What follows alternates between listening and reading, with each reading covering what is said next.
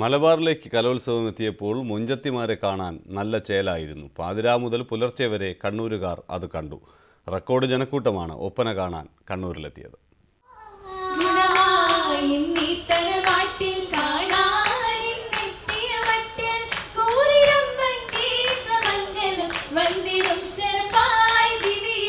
ഒപ്പനശീലുകൾ അരങ്ങ് തകർത്തപ്പോൾ കണ്ണടയ്ക്കാതെ കണ്ണൂരുകാരത് കണ്ടു. ഇത് അരങ്ങിലെ കാഴ്ച.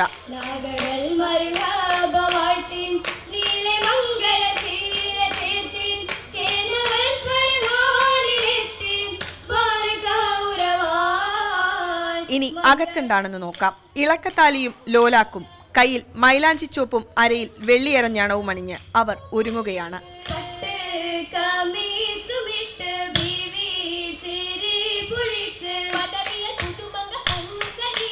ഞങ്ങളുടെ മണവാട്ടിക്കാണ് ശീലി കൂടുതലെന്ന് ഓരോരുത്തരും.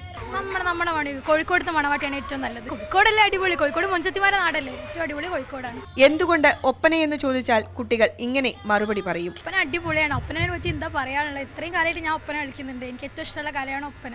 ഏറ്റവും അടിപൊളി ഒപ്പനയാണ്. വൈകിയാണ് മത്സരം തുടങ്ങിയതെങ്കിലും ഗ്രീൻ റൂം ഏറെ സജീവമായിരുന്നു.